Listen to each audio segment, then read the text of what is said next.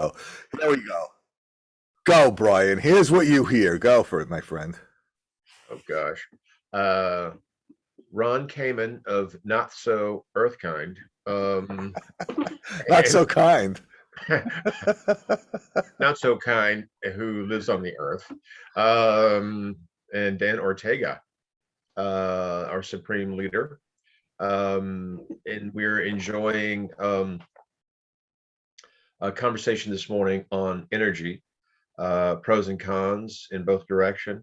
I just an open kind of observation and comment is the fact that I think who can deny that we need to take care of the earth. And I came from a childhood where there was open pollution in rivers and dumping of chemicals and factories putting smut in the air, and Canada complaining about us because of the acid rain. You remember those days? I do.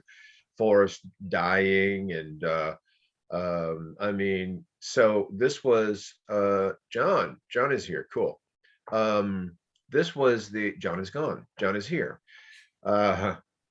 This is the world that I grew up in, and I did I'm all for, and I think we all are for clean environment.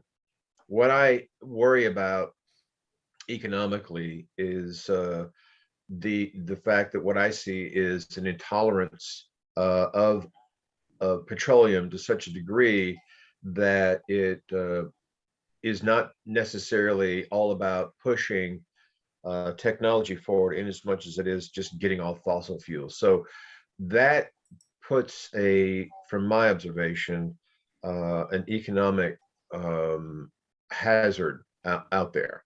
And there's no transitioning, there's just go to. And I worry about that on many, many, many levels. And we can't forget the fact that just about everything in your house and everything you interact with is made from a petroleum-based product.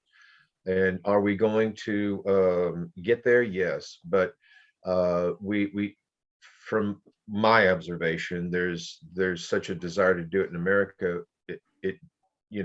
I'm worried about it pummeling economically citizens, and so there's a lack of transition. These are just my thoughts. It's no condemnation towards the goals of green at all, but I worry about also India and China. I mean, they're just not really being forced into, or do they even care about participating in this whole effort? And they're the biggest culprits, in every regard. So that's just open commentary, and you asked me to be the referee, so I took that privilege. And I think the thing to do is go ahead and have you guys make open comments, or maybe an introductory comment. Ron, would you like to go first and make? Oh, let Daniel go first. Fossils before clean. Oh, so he's, Good morning and thank you. So I'm going to make a couple of references as I speak of New Jersey, because that's like 75% of our footprint for Local 825. And I'm slightly much more familiar with some of the legislation and policies that have been put in place in New Jersey, but are very similar to what New York has been doing. And New York and New Jersey are actually kind of like competing on who's going to be more progressive and more energy oriented than the other. Number one. Number two, I also want to say that we are a all of above policy pushers. We don't think that fossil fuel is the only solution. We know that there is a big portion of energy that needs to be solar. There's a big portion that needs to be nuclear. There's a big portion, and every single thing that can be used to create a long-term sustainable and affordable energy plan, it's what should be put into consideration, whatever that might be. We also know that over the long term, fossil fuel is going to be less and less. The question is, what is it that what is the bridge? How are we going to, what is the road to get us there? A couple of years ago, there was a crazy right-wing politician. I don't know if anyone have heard, any of you heard of him. His name is Barack Obama, and he talked about natural gas and how we should be using natural gas as a way to get us to a much more long-term sustainable. And they his administration put a lot of money into solar and tried to really do the big push throughout the country to make sure that the United States was at the front for solar. And you know what? You mentioned China, and China is a big portion of what needs to be talked about nation throughout the whole planet, and the consequences of that. When China signed up to the Paris Accord, they agreed that by 2035 they will start looking into a long-term plan to stop using fossil fuel. In the meantime, the United States have agreed that we will end the use of fossil fuel by 2040. So, you know, when you have agreements like that, it makes it very difficult for the United States to, you know, get to that point. And there's a lot of factors that are going to make it very difficult to get there, including the activists in the environmental community that, you know, sometimes get in the way of the good. But at the end of the day, to us, for Local 825, this is about sustainable, affordable, and reliable energy. And, you know, how do we get there? Great. Thank you, Yes, Daniel. go ahead, Ron, and give us your opening remarks. All right. Well, thank you very much. So first, here we are at the second annual debate of fossils versus clean energy. And I'm glad to hear, and Daniel is right, you know, this, and Brian, you're right as well. There's got to be a transitional period. You know, there's no doubt about it, is that, you know, for the short term, we're totally reliant on fossil fuels, and we have to recognize that and figure our way out. But the interesting thing is, you know, you're mentioning China, which absolutely has a challenge. They are now the largest greenhouse gas producer in the world. They blew away the United States a couple of years ago.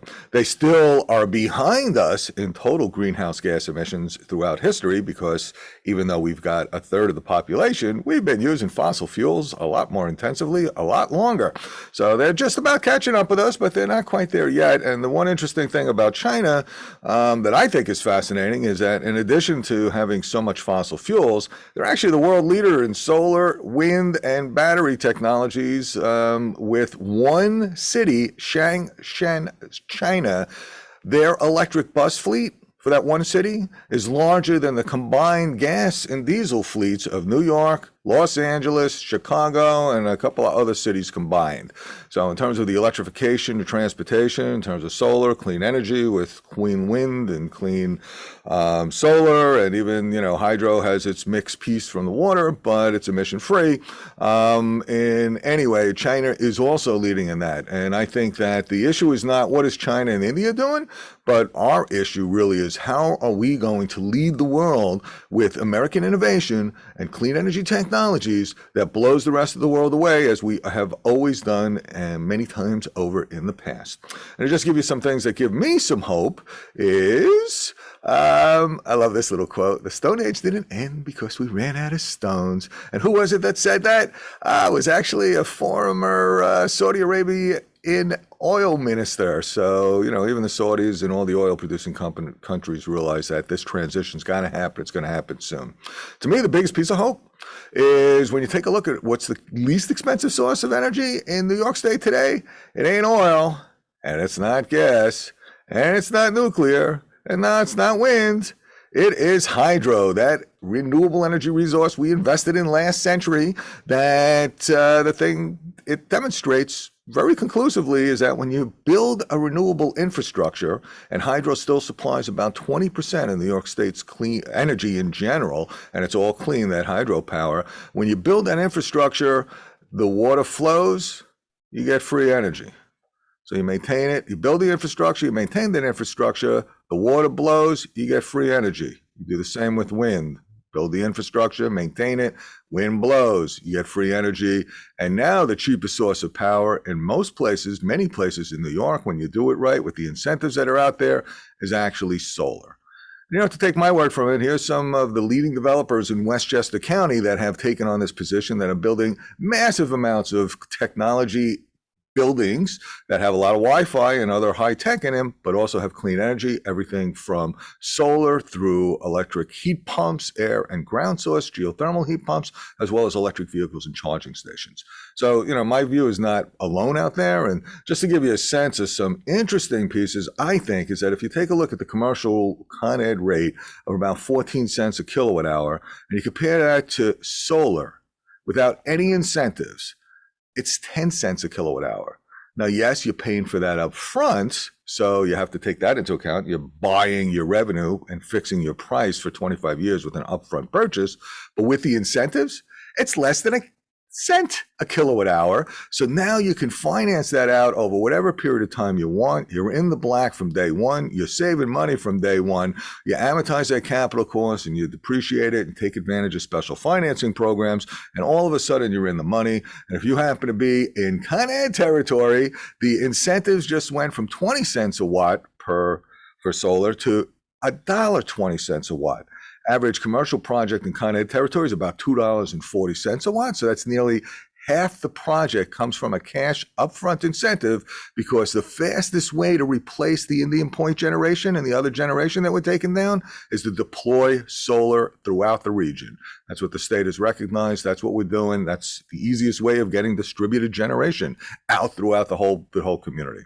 And then you take a look at gas, right? Another form of energy that everybody's very concerned about. And you go 12,000 miles in a gas car, you get 25 miles to the gallon. That's 480 gallons of gas at $4 a gallon, which today is looking pretty cheap. It's almost $2,000 a year. If you have an electric vehicle going that same 12,000 miles and you plug it in to your electric socket in your garage, you're going to use about 4,000 kilowatt hours a year. Even at Con Ed's retail residential electric rate of 25 cents, you're still at $1,000 a year, nearly half the price of gas. And if you have on-site solar at 10 cents a kilowatt hour, amazing 3/4 reduction in your gasoline prices, not to mention the maintenance costs of not having oil and transmission fluids and 20 moving parts versus 2,000. And then you take a look at the heating side of the equation, right? And you take a look at what do you do if you heat with oil or propane? How much does it cost you? An average home, an average commercial building, spends about $110,000 a year with oil or propane with their air conditioning system. You go to an air source heat pump, you reduce that by 50%, even with Con Ed rates. And then when you go to a ground source heat pump or geothermal, because you're using that energy, the heat beneath our feet, you're reducing that down to $20,000 a year, or an 80% reduction in your heating and cooling costs. And then, not to mention the fact that, we have a lot of jobs, and I totally agree with Daniel that we need to figure out a transition strategy, especially for good paying union jobs. Labor needs to be involved in this across the board. Fascinating thing to me is that we actually have over 3 million people working in clean energy across the country, but because they're in distributed industries, from solar and wind through electric vehicles and charging stations and heat pumps and other energy efficiency measures, we don't see it. But there's actually, clean energy currently employs more than 1 in every 50 Americans. That's more than all the lawyers, police officers, farmers, firefighters, kindergarten teachers, and mail carriers combined. And last month we had a little piece from the New York State Controller showing there's about 1.1 million jobs affected by the clean energy economy. And that's everything from the new emerging technologies, which are the smallest portion, so that's solar and wind and efficiency, et cetera, to an increased demand of other efficiency technologies to enhance skills, for taking some of the skills of even truck drivers who now can't idle, looking at how do mechanics transition to the electric vehicle transition. And so we have all these growing opportunities for jobs, reducing costs, creating a better economy, a more just economy, and having prosperity and having American technology lead the world. Back to you there, Ref. That was a big opening statement. You guys asked me to be prepared, right? So. I'd say Ron is done, and Daniel, you get the rest of the time. Just kidding. I have a natural sort of disposition that questions statistics that come from the government. And everything is skewed and can be skewed the way you want it to look and come out.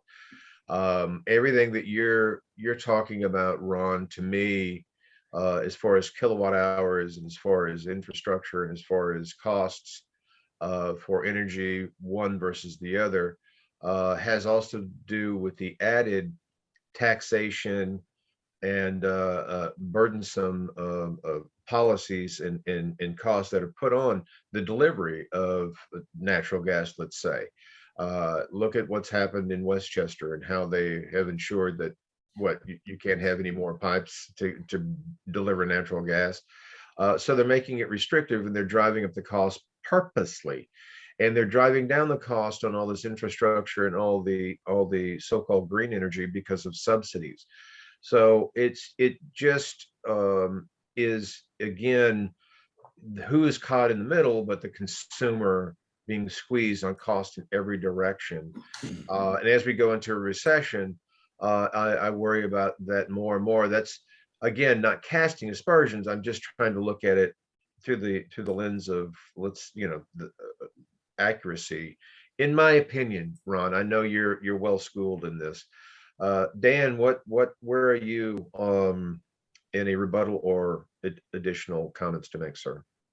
Sure. So there's a couple of things. One of the things that we've noticed is that when doing the calculations of, how much is the bottom line of renewables versus non-renewable energy, we notice that when renewables are calculated, it's just the calculation is very minimal. It's just how much does it cost for the consumer to get the product. Whereas when they're doing the calculations for a natural gas project, every single thing that goes into it is calculated.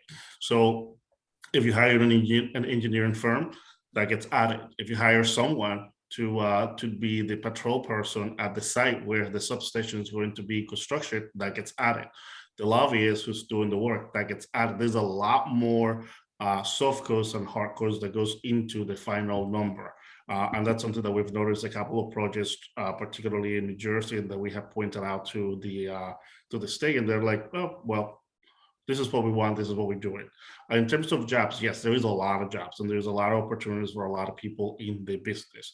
But we've always noticed that a lot of those jobs are more gig economy, more a Uber type of job, where you are paid by the number of solar panels that put up, as opposed to long-term sustainable, reliable jobs. We have been told that with all of the money that the federal government is going to put, in particular for renewable energy and renewable energy projects, that a lot of those jobs are going to be the future jobs. The green collar jobs are coming in, but they are far from being the same type of union jobs that we have become accustomed to be in.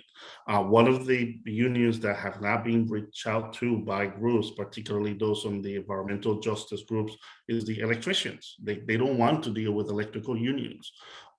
Which is, to me, a mistake. And I don't represent the electricians. We go into fights with them a lot of the times for work. But the way how I looked at it, and this is a conversation actually I've had with the environmental groups, is, if environmental justice groups, particularly in places like New York City, were to partner with the electricians and say, as a group, we are going to bring $200 million worth of projects to put solar roof in Queens, Brooklyn, Staten Island, the Bronx, places in New York City that are more likely to have multifamily business where you can put solar panels. And in exchange, the union has to train and give an apprenticeship program to low and middle class residents, particularly those in minority groups, so that they not only they are going to be putting those solar panels now, but they're going to have long-term union jobs with the union and with any other projects that come out that are oriented towards the green economy. I think that will be a win-win. The environmental justice group will get the jobs, the communities will get the jobs, the unions will be able to build a membership that is much more diverse, but they don't want to deal with the unions. Recently, I was working on the environmental bond act to bring in $4.2 billion worth of environmental work throughout the state of New York. That also includes a lot of renewables and a lot of green projects. And every single time that I brought in to put in provisions that would protect labor, the environmental groups were very upset about it. They wouldn't want to do it. They didn't want to deal with me. They like to have me around for talking points, but not to actually get into that point, to the point where there's actually jobs and there's actually things moving forward.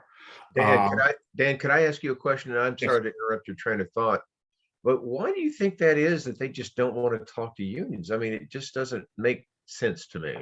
For a very long time, we all were seen as being the enemy. We wanted to build, and they wanted to, keep the environment as it is. We wanted to knock down trees and, build high rises on top of that, and they wanted to keep the trees and do trails. We looked at it as work. What is the work that is there? I remember talking to a state senator in New York, who's a former state senator, saying, I get it. You want to eliminate natural gas. What do you have for me? Give me something else. Where are the provisions that say the transmission lines that are needed in order to bring all of that power from the center of the state into the centers of population, whether it's Westchester, New York City, Rockland County?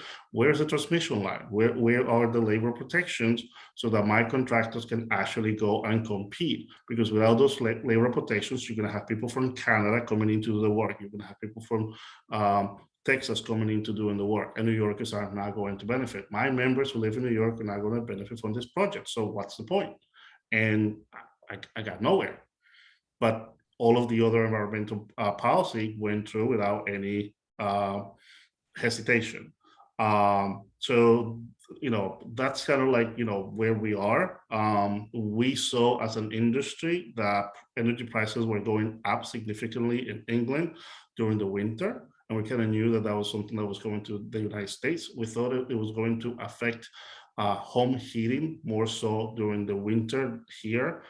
We didn't think that it was going to be vehicles and transportation, because I guess we were all working from home and driving less at the time. But we knew that that was something that was happening. England moved away from natural gas a couple of years ago, and they decided to start doing more renewable energy and to import a lot more of their of the natural gas that they needed, just to make sure that there was reliability and some other stuff. But that increased some of the prices to a significant cost.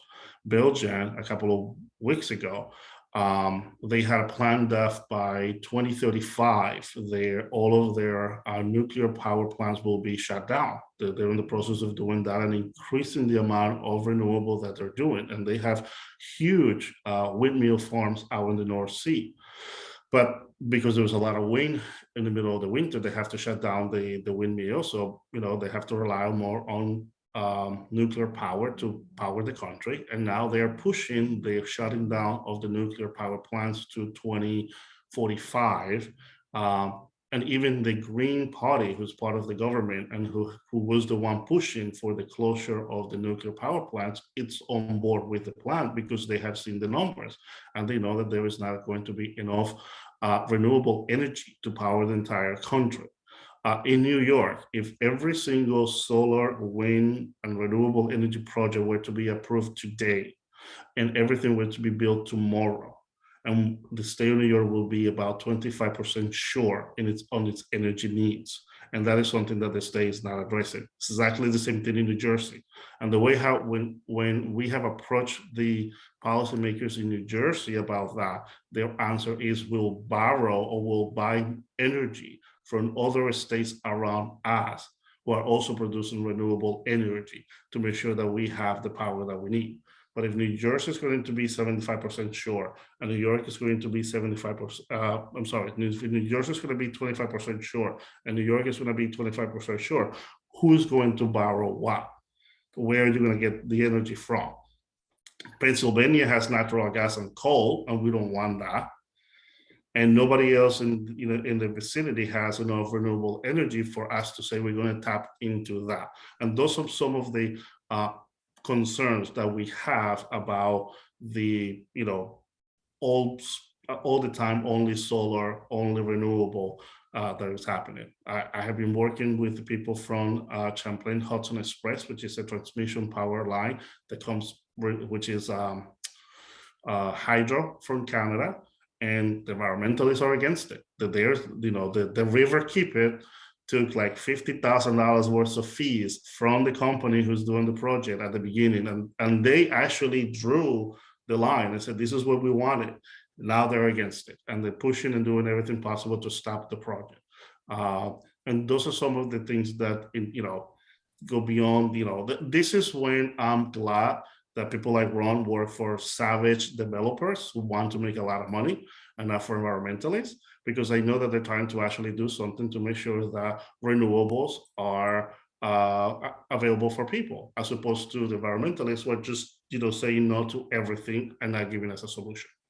Well, that's powerful right there. I know, Ron, before you get into it, I'm just wondering, what is the average annual income of a green environmentalist? These people driving this policy, because if they're so, it seems really insensitive to the costs that are killing the consumer, the average everyday person, and they're very insensitive to labor. I mean, who are these people? And it just really concerns me. And my question to you, Ron, is state of Texas had a huge issue, was it last winter or the winter before, and all of their renewable energy power seems to have been shut down. What happened there, and why did that happen? And why it sounds like a major vulnerability for people in hospitals and senior centers and just everything that you can imagine. Well, thank you for those 8 points to come back on, gentlemen. Really appreciate that. So, all right, let's see if I can get them all straight. So we'll start with the last one first. So in terms of Texas happens to have its own little grid. They are their own thing. They don't interconnect with the other states because they're kind of like isolationists, right? So they could do their own thing, which is partially why they got into problems. That was one of the big problems. One of the other big problems was a bunch of years ago, they had a similar cold history, and they were told by their consultants and analysts that they needed to fortify, in particular, their natural gas infrastructure, because the natural gas infrastructure was what was shutting down during the coldest winters because they weren't properly fortified against the cold. And they had some similar issues with the wind turbines because they were also not set up to deal with the cold, because there's no such thing as climate disruption. Everything's good. There's no cold in Texas. It's all warm all the time. Well, let's just say that little assumption was not quite right, and that's partially what happened in Texas. In terms of subsidies, it's we could have a debate about subsidies all the time, but in New York, the clearest one is that if you go to get natural gas and you got a pipeline in your neighborhood and you want to hook up your house to the natural gas line, it's free. All the natural gas consumers that get gas, except in Westchester now where it's banned, everybody in the system pays for your hookup, which costs the other consumers about $30,000, but it's free. That's one of the laws that are looking to be changed with the new policies, because why should you be subsidized to do that with a free hookup to the natural gas system when we want to get off of natural gas and move to cleaner alternatives? Dan is, I feel very disheartened and saddened by the fact that there are still some environmental organizations that don't think labor is important, that don't treat Dan with the respect that he deserves. Labor in general is what has made this country and all countries great, right? Without workforce, you got nothing. There's no economy. And paying people a livable wage is clearly there. And, if it wasn't for organized labor, we would not have child labor laws, and we would not have minimum wages, and we would not have Social Security and Medicare and a whole host of programs that we all now take for granted. So first, I'm very disheartened and saddened the fact that environmentalists are not sitting down and speaking with labor folks. That should happen. That did happen when I was running the Solar Industries Association, and it needs to happen. And I absolutely agree with Dan. It's like ridiculous. Also agree with Dan that we need transmission, right? So one of the fastest ways of getting new generation is to do solar distributed throughout everywhere with battery storage as that backup for when the sun's not shining.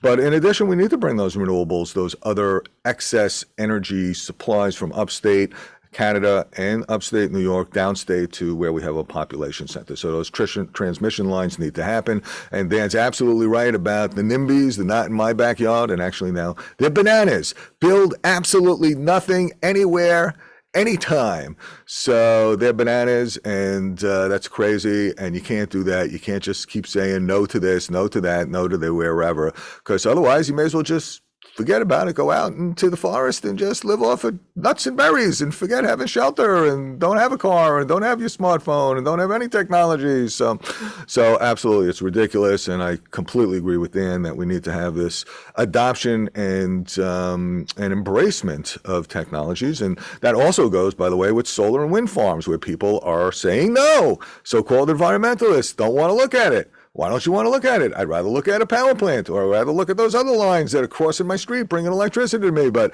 I don't want to look at a solar field or a mobile wind turbine in my view shed. So all that is ridiculous, and it needs to change, and I hope we can change it.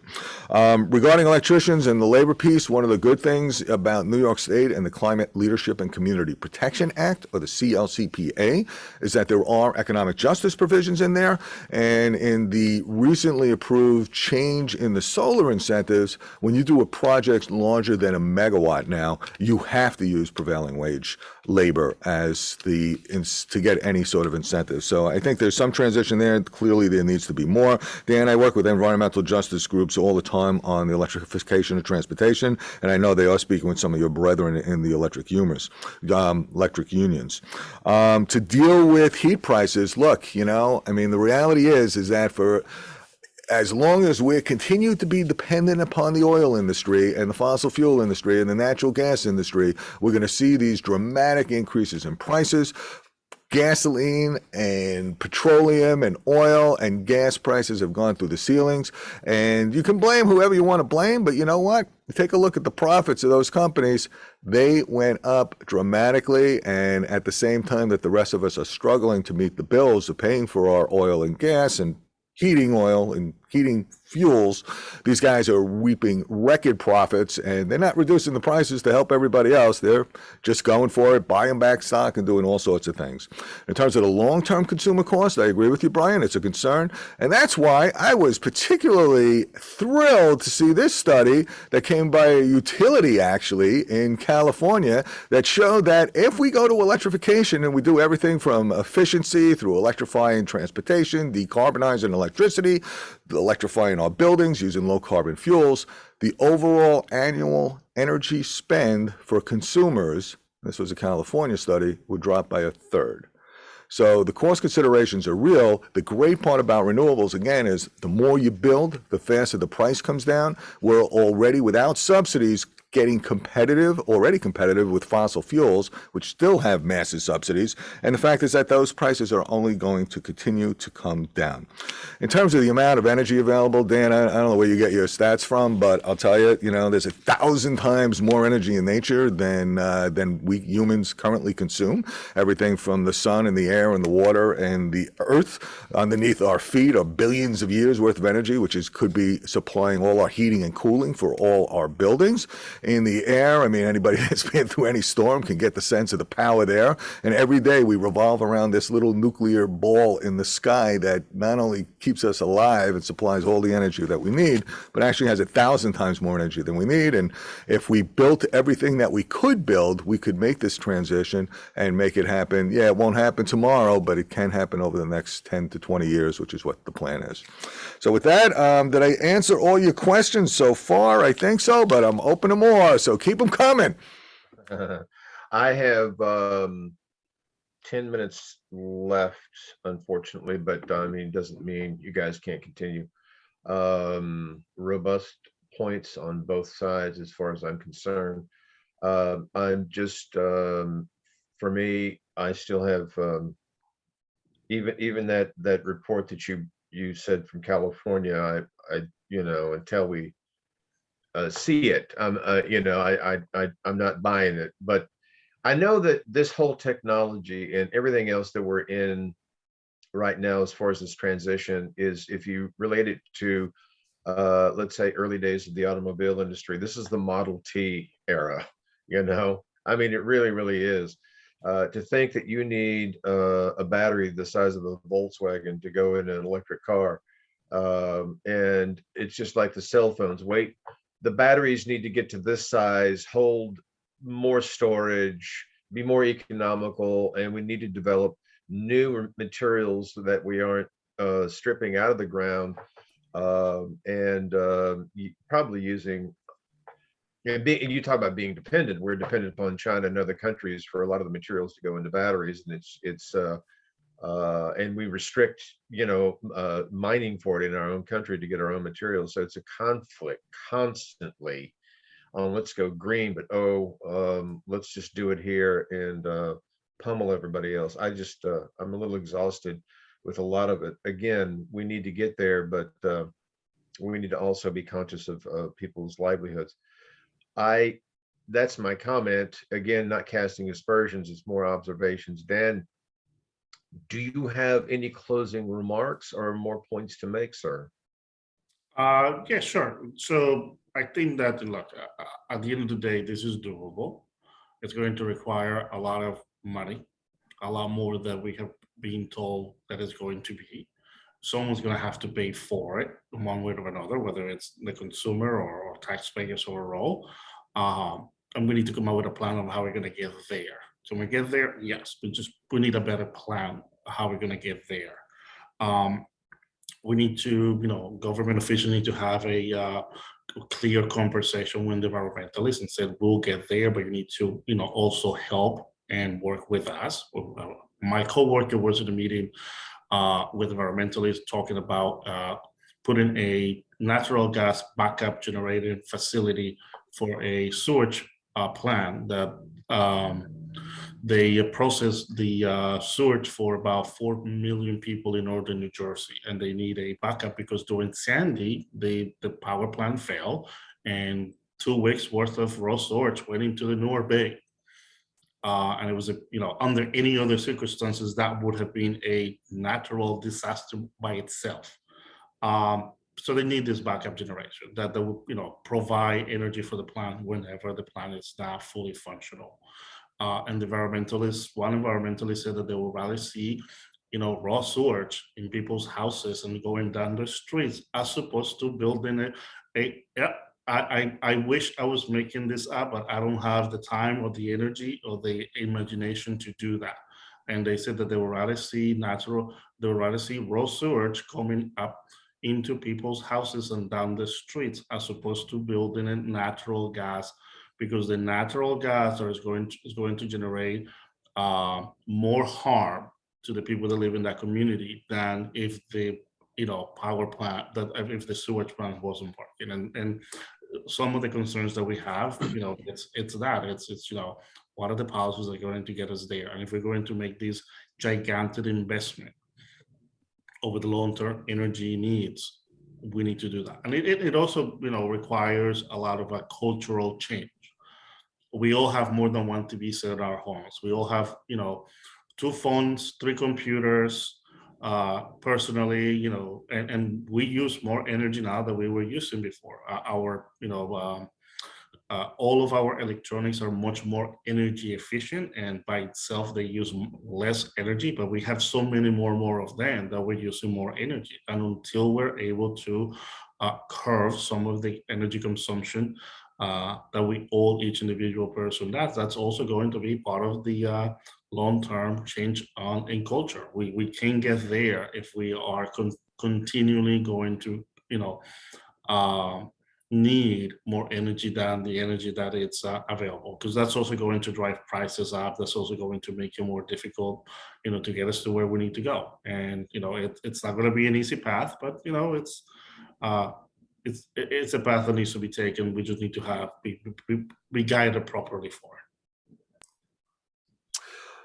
Well, that was great. Thank you for that, Dan. And look, again, there's 1,000 times more energy in nature than we need. We just got to figure out how to tap into it and make the transition happen. And the thing that I just want to, let folks recognize, and sort of my closing piece is this, is that we can't keep doing, I think we're doing enough. just the day goes on, and not only is there massive environmental, not only is there massive societal disruptions, but it's very pricey. These are just some of the multi-billion-dollar disasters that we've been experiencing, and they're only getting worse. In 2021, it was $18 billion. The largest 2021 hit for $60 billion, Hurricane Ida. And then you take a look at what's happening, the risk of a Sandy-sized events in New York. And in 1880, it was 1 in every 500 years. In 2017, it was 1 in every 25 years. And now it's 1 in every 5 years. So I'm sorry for the crazy environmentalist types, or so-called environmentalists, who would prefer to have sewage in their homes rather than having backup. And one of the neat, innovative things with having a sewage treatment plant is actually you can capture the gas from the sewage treatment plant and use that to power your backup system as a cogeneration system, which a number of sewage treatment plants do. So I'm sorry for that crazed so-called environmentalist stopping the program that you were talking about, Daniel, because having sewage in people's yards is not a good way to do anything. But the fact is that we're going to get hit with more and more of these events. They're going to only get worse. And either we can lead the world in figuring out how to do it, which is where New York State and New Jersey and a bunch of other states are taking the lead, and certain parts of the United States are taking the lead, and reduce costs and create jobs, and hopefully doing it with labor and in an environmentally justice, economically prosperous manner. To me, it can all be done. We're starting to do it. We're seeing the jobs. We're seeing the economic impact. There's a lot more to do. There's no doubt about it. We have to build storage in, but one of the other neat things, which, by the way, which I'll share to you, which I think is just really, really pretty amazing, is that in terms of energy storage, because you're right. I mean, the sun doesn't shine all the time. The wind doesn't blow all the time. So what are we going to do during those times when it's not? And that's where we do things like energy storage, which are batteries, right? So the fascinating part is that when you take a look at the transportation system, and now you turn to having our electric vehicles as mobile batteries, like Ford's F-150 electric can do, you can power your house with it. When the grid goes down as your emergency generator, you can use it out in the wilderness or when you're building a house as your power source. But the reality is that we have the sun and the wind, in certain places, hydro, providing clean electricity across the board. We use our buildings, as these guys do, where they provide geothermal from the heat underneath these to carry the heating and cooling up to 30 stories. These buildings have solar with geothermal integrated, which means zero electric, zero heating and cooling costs, and then they use that for their electric vehicles as well. And since they can do it at St. Patrick's Cathedral in Manhattan, 2,000 feet under Manhattan into the bedrock in New York City, we can do it everywhere, anywhere, and we will save money, and we will create a better, more just society, and we will have something to give to our kids and our grandkids for all future generation, which, hey, what price tag do you want to put on that, right? So thank you, guys. All right. I think that was good points made on both sides. And Dan, great job. Ron, great job as usual. And I think it was a very good discussion this morning. I don't know if there's any new business to bring up. Anybody else have anything? John, how are you, sir? Very good. Brian, I have a question. It's mostly for Ron. If batteries are going to power everything, you're going to have these billions and billions of batteries. Batteries only have a certain lifetime expectancy. What do we do with all of these batteries? Does it become something like nuclear waste or something there? It's a problem without a solution. What's going on? And also, with all this electrification going on, our electric grid is absolutely horrible in this state. And I assume in other states as well. I mean, how do we handle all of this excess capacity? Yeah, great points. Great questions, John. Thanks so much. So first, in terms of the battery stuff, so when a vehicle with its electric battery winds down after 8 or 10 years or whatever it is, they're guaranteed for 8 years, 100,000 miles. So let's say some point after 100,000 miles, it's not getting so much per charge anymore. It's not really doing what you want to do. You can still now use that battery as a stationary battery source for utility or house backup power. So you can take that battery, which is still has a lot of usable life, not mobile transportation, quick speeding up type of use, but still a lot of use, and you can put it in stationary storage as the first wave of stuff. The second thing is, you're right, though, there's a lot of valuable materials inside these batteries. So as the price and demand keeps going up for those, we're starting to see, and we're going to see more and more, taking the batteries apart, reclaiming those invaluable materials as a market mechanism to then capture those and put them back in recycling. And definitely we need a closed loop society for everything that we do, not just batteries, but really for, especially for plastics and everything else. But battery technology has a lot of hope in terms of doing that. And then in terms of the grid, you're absolutely right about that too. And that's part of the interesting thing is that, we need a grid infrastructure upgrade. There's no doubt there was a pile of money that's included in that $1.9 trillion federal budget that can help with some of that. But really this transition needs to happen. The interesting thing is that, our current distribution system, electric distribution system, was set up to be one way, generation to transmission, and then distributed to all of us. With solar and other distributed energy technologies, we now have the reverse happening, where you have solar powering our homes or our other buildings and then generating excess electricity that's going the other way into the grid. And that's where this transition and these control technologies really need to come in. There's a whole host of innovations that are happening with that, not the least of which I really think is when we figure out how to integrate the electric vehicles into the building electrification scenario so that you can use these millions of vehicles that we got in New York State as not only to get people around, but also as mobile power sources, like the city of White Plains currently does with their electric school buses. They have 5 electric school buses that are charging at night, discharging into the day, supporting the grid. When we do that, we help transform and make the jump to a different type of technology that's not in the same old 100-year-old electric vehicle technology. Sorry about that, Brian. Go ahead. No, it's just, I'm sorry. That was a good explanation. It's just that it's a time thing. I don't know, John, did that get, Sharon, did you have something? Okay. You're waving goodbye. You want Ron to be quiet. Is that it? Okay. I get it. Oh, you were leaving. I was saying goodbye, Brian. But, no, stay around for a few more minutes. We love listening. No, listen, guys, you're great. John, do you feel like your question was answered? Oh, yes, thanks. Thanks, Ron. Okay. Thank you, John. And thank you, Brian. And thank everybody. Yeah. I mean, with 30 seconds, I'm sorry. Dan, do you have any closing thoughts? Or are you good? We're good for now. I'll save it for the next round. Right. Okay. Mike and everybody, thank you. And hopefully we get more participation in this group going forward, by golly. And anything else, Mike Murphy?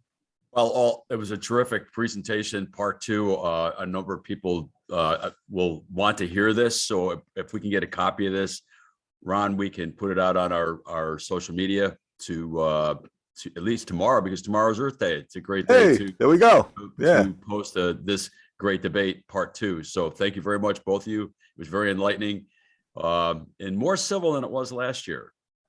Is that right? We weren't civil last year? Ah. Well, we'll have to work on that then. I'm sorry. All right. Goodbye, everybody. Have a great and wonderful day. Dan, I'll see you shortly. Thanks, guys. Take care, Bye, everybody. Sharon Froden.